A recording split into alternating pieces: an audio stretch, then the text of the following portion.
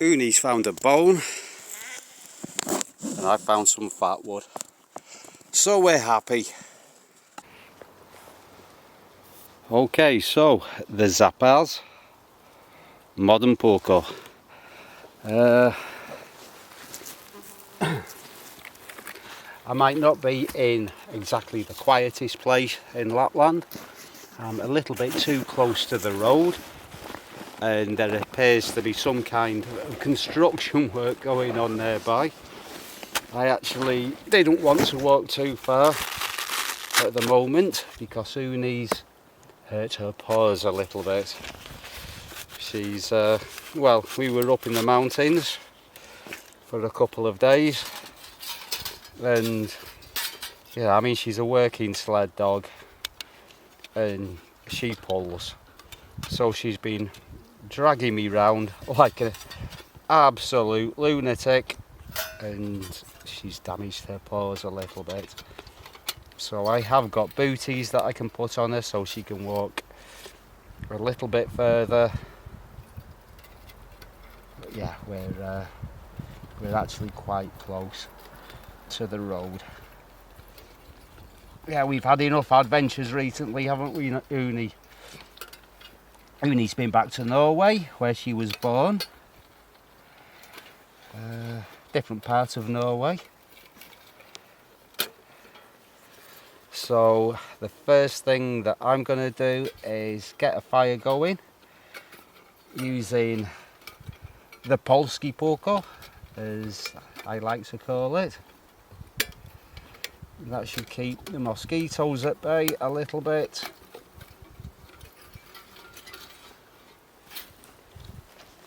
Yeah, I don't need the cooking bit for the top. Right. So, oh, is there any fatwood in that? That looks quite rotten. So a rotten old log stump if it's rotten.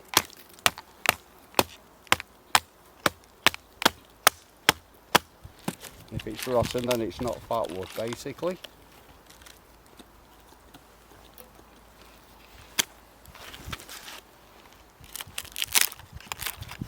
What we got in here? This rotten stuff will still burn. It's quite dry.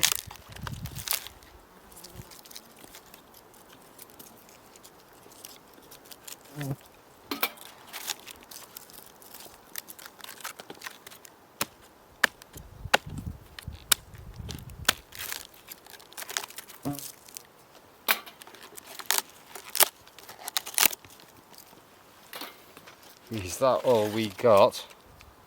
That bit looks better. That bit there, I bet there's some fatwood in that.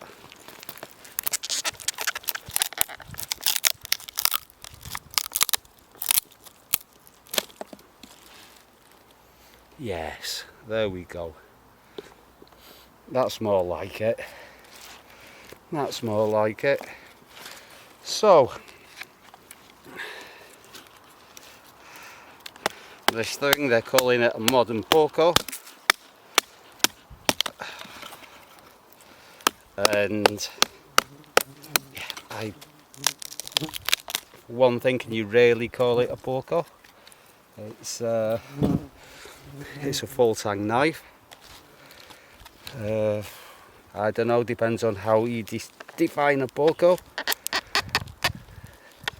So for one thing I would say being Finnish and for another a stick tang. I guess the fact that it's a full tang is where the modern bit comes from. But I'd refer to it more as a bushcraft Puukko, because in the bushcraft world everyone insists on always having full tang knives, which isn't a bad idea, especially as if you're going to do the kind of prying that I'm doing on this log now. Look, there, that's where the juicy stuff is. That's where the juicy stuff is. But trying to get to it with a cutting tool this small is a little bit challenging.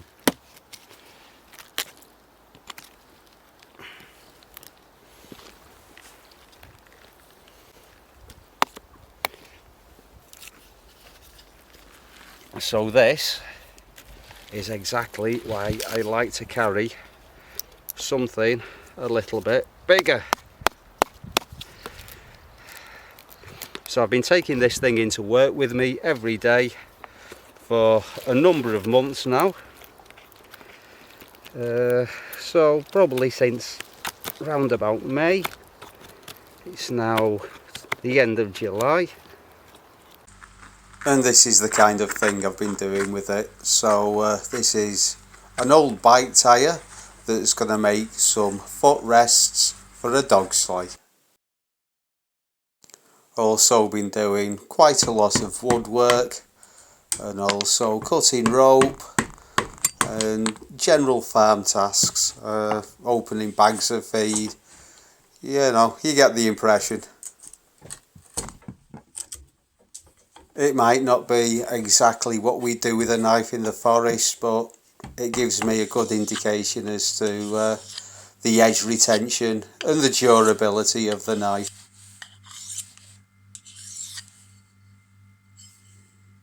Yeah, it looks a little bit different to when I got it.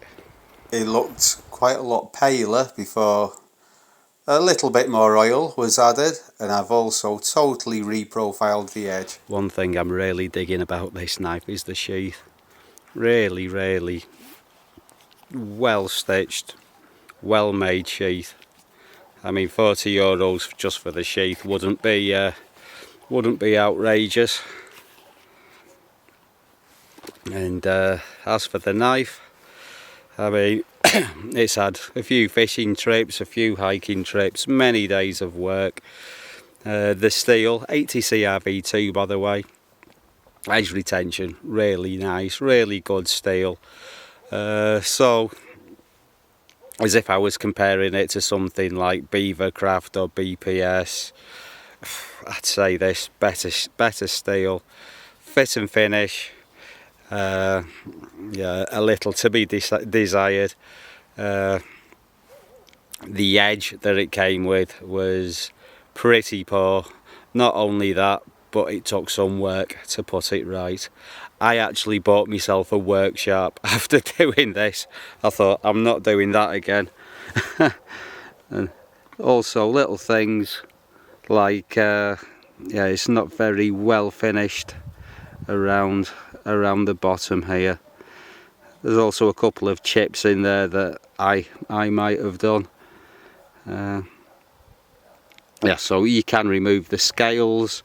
I would guess from the weight of it that tang isn't skeletonized. I've not had the scales off, so I don't know. But you know, I mean, as if a tang is heavily skeletonized, it's still quite weak. It's not a proper full exposed tang. It's really kind of nice and nimble in the hand. It does feel like it lacks something at the back sometimes to give a little more leverage. So I'd like the handle to be longer, which the other knife, the Ranger, I think it was called the Ranger, has got a longer handle and is otherwise quite similar. So I would think that would be a better knife, but for €40 it's a pretty damn good knife. Really decent value for money. And as I said, the edge tends to be variable from what I've heard, and I think I got a little bit unlucky. So we've got 58 to 59 HRC and 96mm blade, so that's just shy of 4 inches. It's 3.2mm thick, and yeah, weight of 106 grams, overall length of 191mm. The scales, as I've already mentioned, are ash wood. And let's see, can I zoom in a little? Do I have that technology?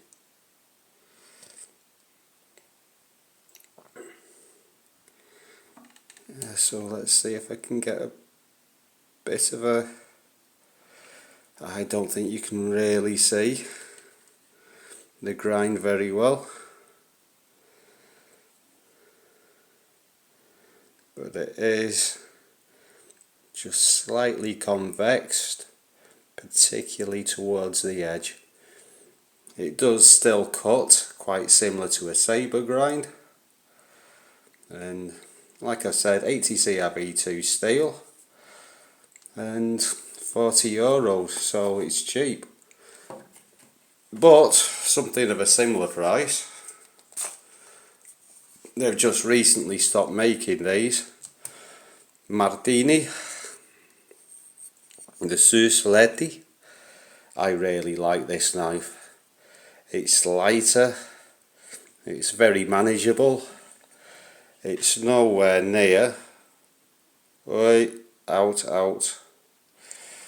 it's nowhere near as robust as the Zapaz, but it's very manageable in the hand, very lightweight, and comes absolutely razor sharp, which the Zapaz doesn't. The Zapaz has got really quite a strong tip.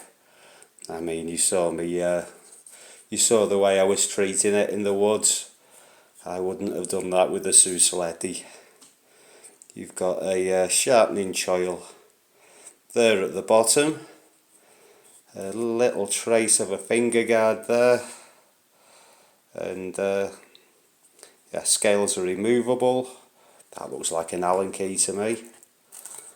So there are a lot of advantages of the Zapaz. Very, very tough, sturdy little knife.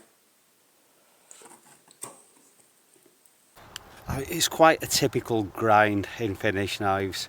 It's kind of between a sabre grind and a high Scandi grind, and mine at least came with a very large secondary bevel,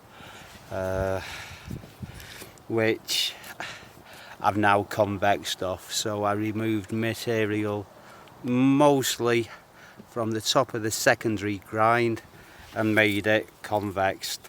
Before it didn't cut very well, now it cuts wood really quite nicely. I was really happy with how it turned out, to be honest, but it was quite a lot of work. So I took it to work.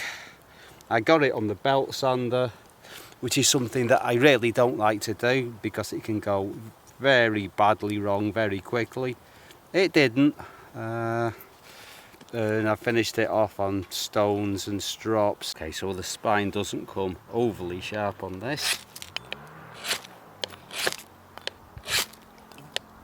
and I have done a little bit of work on it.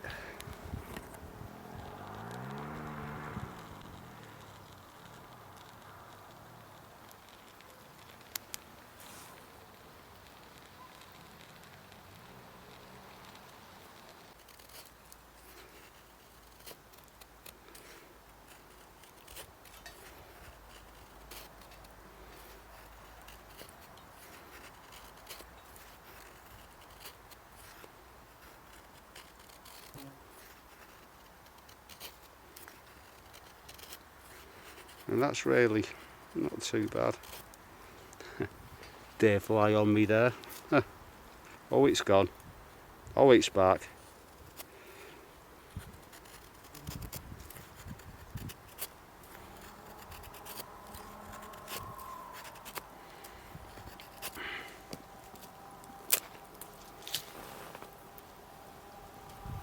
So basically it'll do everything that a mortar will, but as if you really want to pry and smash, then you have got the security of having a full tang.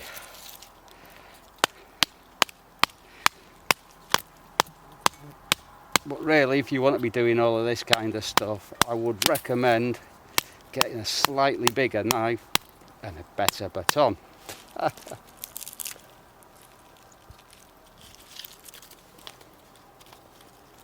Apart from the poor edge that mine came with, I think the main issue is the handle is too short. The Ranger will probably be a better option, and I'll put a link to Legion Tactical Cutlery's review of the Ranger in the description to this video. Well everyone, the firebox is going out, the mosquitoes are coming back, so me and Uni are going to get out of here. Thank you very much for watching, and if anyone's got any experiences with this knife, please tell us about it in the comments. That's always interesting, and I'll see you all again soon for another Kook Gully Bushcraft video. Bye for now.